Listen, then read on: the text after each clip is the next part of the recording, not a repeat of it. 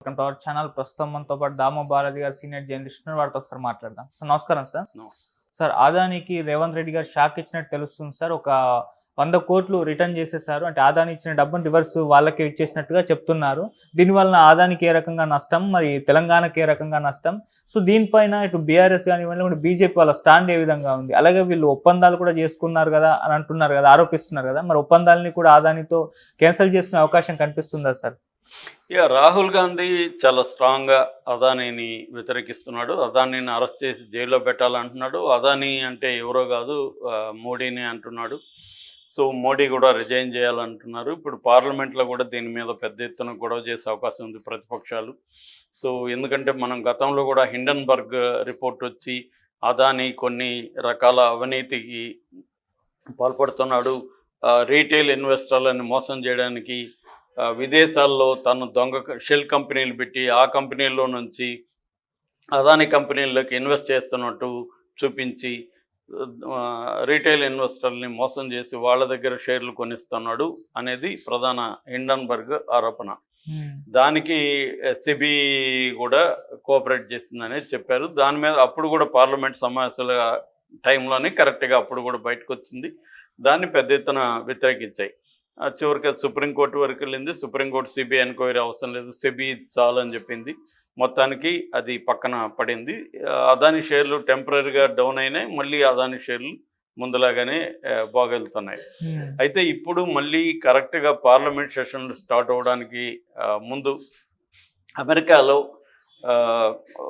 ముఖ్యంగా 2 ఏజెన్సీలు, justice department, తర్వాత US securities and exchange commission, ఈ 2 కలిపి గత 2 ఏళ్లుగా అదానికి సంబంధించి కంపెనీ గ్రీన్ ఎనర్జీ మీద, తర్వాత ఇంకొక sister concern Azure power global limited, ఈ 2 కంపెనీలకు సంబంధించి వాళ్ళు, ఎందుకంటే ఈ Azure global India Azure power global limited అనే కంపెనీ అమెరికాలో లిస్ట్ అయింది. అమెరికన్ సెక్యూరిటీ దీంట్లో స్టాక్ ఎక్స్చేంజ్లో, న్యూయార్క్ స్టాక్ ఎక్స్చేంజ్లో లిస్ట్ అయింది.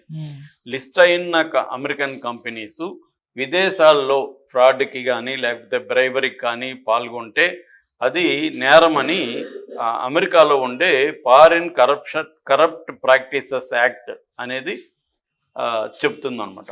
ఈ ఫారిన్ కరప్ట్ ప్రాక్టీసెస్ యాక్ట్ కింద అజూర్ కంపెనీ నేరం చేసినట్టుగా వాళ్ళు గుర్తించారు.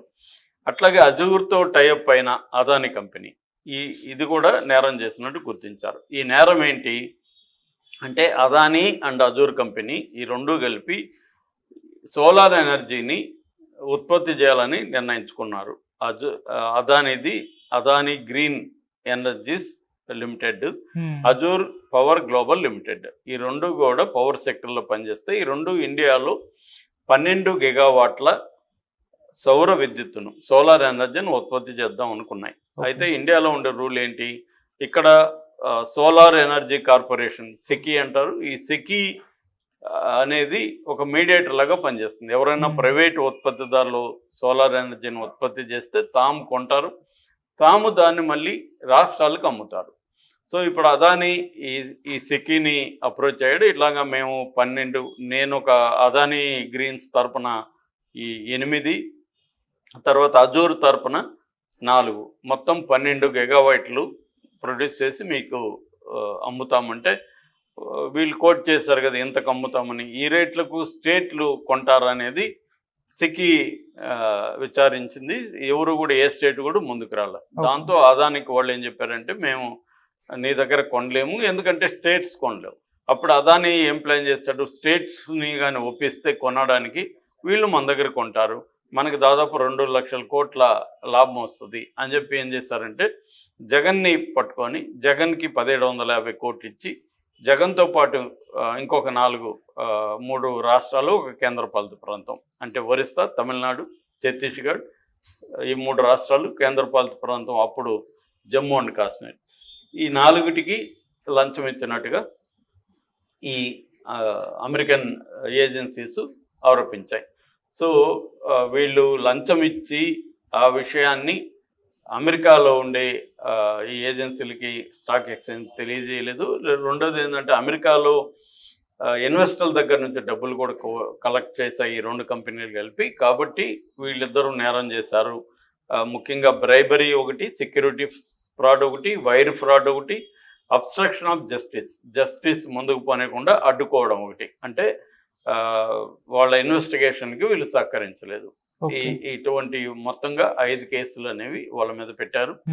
దానికి సంబంధించి అక్కడ ఈ అజూరులో ఉండి తర్వాత అదానీ కంపెనీస్కి ఎగ్జిక్యూటివ్ డైరెక్టర్గా ఉన్న అదానీ వాళ్ళ తమ్ముడు కొడుకు సాగర్ అదానీ అని వాళ్ళు అదుపులోకి తీసుకొని అతని దగ్గర ఉన్న ఎలక్ట్రానిక్ గ్యాడ్జెట్స్ అంతా వాళ్ళు సీజ్ చేసి దాంట్లో నుంచి కొన్ని డీటెయిల్స్ని కనిపెట్టారు. ఆ డీటెయిల్స్లో వాళ్ళ దగ్గర పవర్ పాయింట్ ప్రజెంటేషను, మెసేజ్లు, కోడ్లు ఇవన్నీ ఉన్నాయి. వాటన్నిటిని బట్టి వీళ్ళు జగన్ పేరు చెప్పలేదు, ఫారిన్ అఫీషియల్ నెంబర్ 1 అని పెట్టారు. వాళ్ళ లాంగ్వేజ్ అలాగే ఉంటుంది. ఫారిన్ అఫీషియల్ నెంబర్ 1 ఆంధ్రప్రదేశ్ అంటే ఇంకెవరున్నారు, జగనే ఉంటాడు. సో ఎందుకంటే 2019 నుంచి 23 వరకు ఉన్న ప్రభుత్వం కాబట్టి జగన్కి 1750 కోట్లు ఇచ్చారు. జగన్ దానికి 7 గిగావాట్ల విద్యుత్తును జగన్ కొనుగోలు చేస్తున్నట్టు సోలార్ ఎనర్జీ కార్పొరేషన్కి ఒప్పందం 25 ఏళ్ళకి ఒప్పందం కుదుర్చుకున్నారు. 2.49 అంటే ₹2.49 పర్ యూనిట్కి ఇది జరిగింది. సో దీని మీద వాళ్ళు కేసులు పెట్టారు. ఇప్పుడు ఏమైంది, కాంగ్రెస్ ప్రభుత్వం కాంగ్రెస్ పార్టీ ఇమ్మీడియట్గా రాహుల్ గాంధీ అరెస్ట్ చేశారు. అప్పుడు రాహుల్ గాంధీకి ఎదురైన ప్రశ్న ఏంటి, సరే బాగానే ఉంది, మీరు అదాన్ని వ్యతిరేకిస్తున్నారు అమెరికా చెప్పిందని, కానీ మరి అదానీ దగ్గర పెట్టుబడులు పెట్టించుకోవడానికి రాహుల్ గాంధీ ఎందుకు ట్రై చేస్తున్నాడు? అదానీ ఇస్తున్న 100 కోట్లు అదానీ విరాళంగా యంగ్ ఇండియా స్కిల్ యూనివర్సిటీకి తెలంగాణలో ఇస్తున్నారు కదా, మీ కాంగ్రెస్ పార్టీ ఎందుకు తీసుకుంటుందని రాహుల్ గాంధీకి మీడియా ప్రశ్నలు కానీ, ఇటు బీజేపీ వాళ్ళు కానీ, ఇక్కడైతే బీఆర్ఎస్ వాళ్ళు కానీ తీవ్రమైన ప్రశ్నలు, వ్యతిరేకత రాహుల్ గాంధీకి వచ్చింది. ఈ ఓవరాల్ ఇష్యూలో రాహుల్ గాంధీకి వ్యతిరేకత వచ్చింది. ఎందుకంటే జనాలకి అందరికి కూడా ఉండేది ఏంటంటే, ఇక్కడ అదానీ బ్రైబ్ ఇస్తే అమెరికా వాడికి ఏం సంబంధం, మన ఇంటర్నల్ విషయాల్లో అమెరికా కలుగు చేసుకోవడానికి ఎవరు అన్న ఒక ప్రశ్న కూడా వచ్చింది. బీజేపీ దీన్ని జాగ్రత్తగా క్యాష్ చేసుకుంది. బీజేపీకి స్ట్రాంగ్ మీడియా ఉంది కాబట్టి అదానీ మీద అటాక్ అంటే ఇండియా మీద అటాక్ అన్నట్టుగా దీన్ని చేసింది. అట్లాగే అక్కడ బైడెన్కి ట్రంప్కు పడదు కాబట్టి పోయేటప్పుడు ట్రంప్ ఇలాగా అదాని మీద ఒత్తిడి తెస్తున్నానని ఇంకొక ఆర్గ్యుమెంటు. రెండోది డీప్ స్టేట్ అంటే అమెరికాలో ఉండే కార్పొరేట్ సంస్థలు కావచ్చు, మిలిటరీ సంస్థలు కావచ్చు, ప్రైవేటువి. ఈ ప్రైవేటు వాళ్ళందరూ కలిసి ఒక డీప్ స్టేట్ లాగా ఫామ్ అయ్యి వాళ్ళు అదాని ప్రపంచవ్యాప్తంగా అనేక దేశాల్లో విస్తరిస్తున్నాడు. ఇటు ఫ్రాన్స్లో, ఇటు కాంగోలో, ఇటు కెన్యాలో, తర్వాత శ్రీలంకలో, బంగ్లాదేశ్లో ఇలాగ అనేక దేశాల్లో తన వ్యాపారాలని, పోర్టుల్ని, పవర్ని సెక్టర్స్లో విస్తరిస్తున్నాడు. కాబట్టి అతన్ని దెబ్బ కొట్టకపోతే మన ఇంట్రెస్ట్లు ఇబ్బంది అవుతాయనేది అమెరికాలో ఉండే కార్పొరేట్ సంస్థలు ఇవి కలిసి కుట్ర చేసి ప్లాన్ చేసాయి అనేది BJP and media argument. So ఇది జనాలకి కన్విన్స్ అవుతున్నారు. ఎందుకంటే ఇప్పుడు గ్లోబల్ జియో పాలిటిక్స్లు ఇవన్నీ మామూలు కాబట్టి అది కూడా వాస్తవమే కదా. ఇక్కడ అదాని జగన్కి బ్రైబ్ ఇస్తే అమెరికా వాడికి ఏం సంబంధం అన్న ఆర్గ్యుమెంట్కి అయితే బలం వచ్చింది. ఈ కాంటెక్స్ట్లో రాహుల్ గాంధీకి అంత బలం రాలేదు, సపోర్ట్ రాలేదు. పైగా విమర్శలు వచ్చాయి. నువ్వేమో ఒక పక్క ఇది చెప్తావు, అదే హరీష్ రావు ఉన్నాడు, ఢిల్లీలో ఏమో ఆయన చెప్తాడు, గల్లీలో అయినా తీసుకుంటాడు అని. సో అందుకని ఇప్పుడు రేవంత్ రెడ్డి ఏం చేయాల్సి వచ్చింది, ఆ 100 కోట్ల విరాళం ఈ యంగ్ ఇండియా స్కిల్ యూనివర్సిటీకి ఇచ్చిన 100 కోట్లని నేను రిటర్న్ తీసుకోమని వాళ్ళకి రాశానని చెప్పి అది చూపించాడు. హరీష్ రావు ఏమంటున్నాడు, ఓకే మంచిది ఫైన్, నువ్వు రిటర్న్ ఇచ్చావు, కానీ నువ్వు దావోస్లో ఉన్నప్పుడు అదానితో నువ్వు ఫోటో దిగావు. ఆ ఫోటో దిగినప్పుడు మీ వాళ్ళే రాశారు 12,400 కోట్లు ఒప్పందాలు జరిగినట్టు ఇక్కడ పెట్టుబడులకి సంబంధించి మీరే అనౌన్స్ చేశారు. మరి దాన్ని రద్దు చేస్తారా మీరని ఇతన్ని అడుగుతున్నారు. ఈ విషయంలో బీజేపీ మాత్రం మాట్లాడట్లా. బీజేపీకి ఏంటంటే అదేదంటే కరవమంటే పాము కోపం, కరవమంటే కప్ప కోపం, విడవమంటే పాము కోపం అన్నట్టుగా బీజేపీ ఏం చేస్తుంది, ఇప్పుడు రాహుల్గా ఇక్కడ రేవంత్ రెడ్డిని సపోర్ట్ చేసి చేస్తేమో అదానిని వ్యతిరేకించినట్టు, రేవంత్ రెడ్డిని వ్యతిరేకిస్తేమో బీఆర్ఎస్ తో కుమ్మక్కైనట్టు. అందుకని ప్రజెంట్ అయితే సైలెంట్గా ఉంది. యాక్చువల్గా బీజేపీ అదానీని సపోర్ట్ చేస్తుంది దేశవ్యాప్తంగా. ఇప్పుడు ఈ రేవంత్ రెడ్డి దగ్గర ఆర్గ్యుమెంట్ ఏం లేదు. 12,400 కోట్లు మరి ఎందుకు ఒప్పందాలు చేసుకున్నా, ఎందుకు చేసుకోకూడదు అని గట్టిగా మాట్లాడలేడు రేవంత్ రెడ్డి. ఎందుకంటే అవతల రాహుల్ గాంధీ అదానీ ఒక దొంగలాగా మాట్లాడుతున్నాడు. సో అందువల్ల వీళ్ళకి ఇబ్బంది. దీనివల్ల స్టేట్కి నష్టం అంటే ఖచ్చితంగా అదానీ పెట్టుబడులు